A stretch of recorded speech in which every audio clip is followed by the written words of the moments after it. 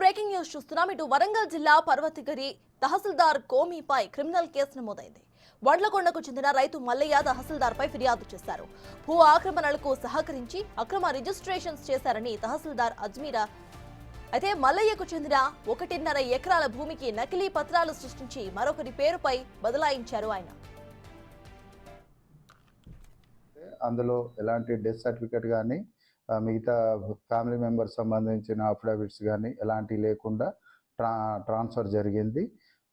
ఈ విషయం మీద ఫిజికల్గా ఈరోజు పొద్దున ఉదయం నేను ఫిజికల్ మోకాపై కూడా చూడగా భూమి ఎవరిది వాళ్ళకు ఉన్నది, కానీ ఎర్రం దూడే అనే వ్యక్తి తప్పుడు డాక్యుమెంట్స్ సృష్టించి తన తండ్రి పేరు కూడా మల్లయ్య అని ఉంటే అదే పేరు మీద ఉన్న ఈ అర్జీదారు భూమికి రిక్వెస్ట్ పెట్టుకొని భూమిని ట్రాన్స్ఫర్కు రిక్వెస్ట్ పెట్టడం వల్ల అప్పుడు ఉన్న వాళ్ళు పరిశీలించలేకుండా భూమిని విరాసత్ కింద ట్రాన్స్ఫర్ చేయడం జరిగింది. విచారణలో యాక్చువల్గా అప్పుడున్న గతంలో ఉన్న వాళ్ళు ఏదైతే అప్లికెంట్స్ సబ్మిట్ చేసిందో డాక్యుమెంట్స్ను వాటిని కొంచెం పరిశీలించలేదు.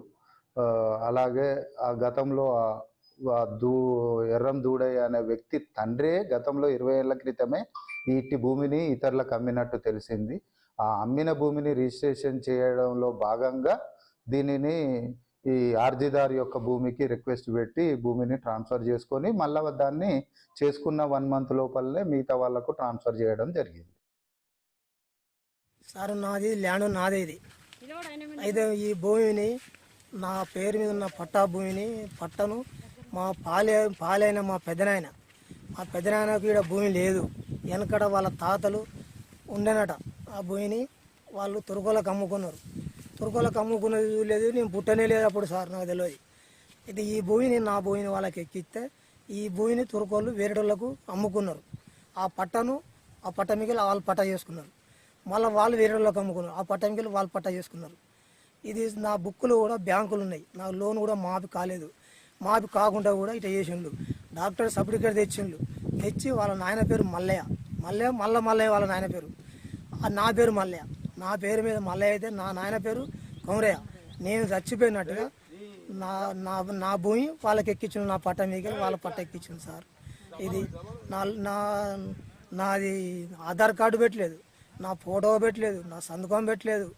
నేను చచ్చిపోతే నా కొడుకును నా భార్య వాళ్ళ సంతకాలు కూడా ఉంటుందా సార్? ఇంత అన్యాయం చేసిన సార్. నాది ఇది కథ నాకు జరిగింది. ఎన్ని ఎకరాలు?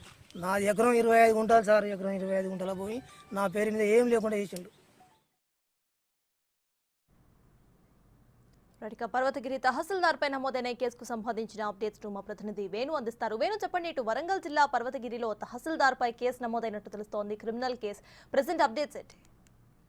సర్తాజ్, అంటే ధరణి వచ్చిన తర్వాత ఎటువంటి అక్రమాలు జరగవని చెప్తున్న గత ప్రభుత్వం, అందులో అసలు దాని లొసుగులను ఉపయోగించుకొని ఏ విధంగా అక్రమార్కుల చేతుల్లోకి భూములు మారాయనేది కూడా ప్రస్తుతం దానికి ఉదాహరణగా చెప్పుకోవచ్చు. పర్వతగిరి ఇన్సిడెంట్ అనేది అతను వ్యక్తి చనిపోకున్నా కూడా తన సర్టిఫికేట్ అఫిడవిట్ ఇచ్చేసి అఫిడవిట్ దాంతో ఆన్లైన్ లో విరాసత్ చేసుకున్నారంటేనే దాదాపుగా దీనిలో 4 వ్యక్తులు భూ అక్రమాలు పాల్పడిన 4 వ్యక్తులు వారికి సహకరించినటువంటి తహసీల్దార్ 5 రూపాయి కూడా పర్వతగిరి పోలీసులు ప్రస్తుతం కేసు నమోదు చేశారు. దాంతో పాటుగా అసలు ఈ వ్యవహారంలో దీంతో పాటుగా తహసీల్దార్ పనిచేసినప్పుడు ఎవరెవరికి ఇట్లాంటి ఘటనలు జరిగాయి, భూమి బదలాయింపు ప్రక్రియ లోపల ఎటువంటి ప్రోటోకాల్ పాటించడం దానిపై కూడా పూర్తి స్థాయి విచారణ చేయాలంటూ జిల్లా కలెక్టర్ సత్యశారదాదేవి కూడా అధికారులను ఆదేశించారు. ప్రస్తుతము ఈ ఘటన లోపల అక్రమంగా భూ బదలాయింపులు చేసినటువంటి తహసీల్దార్ కోమి ప్రస్తుతము వేలేరు లోపల తహసీల్దార్ గా విధులు నిర్వహిస్తున్నారు. ప్రస్తుతం ఆమెకు సంబంధించి కేసు నమోదు కావడంతో తనను కూడా పిలిచి విచారించాలంటూ కూడా అధికారులు భావిస్తున్నారు. మొత్తానికి పర్వతగిరి మండలానికి సంబంధించి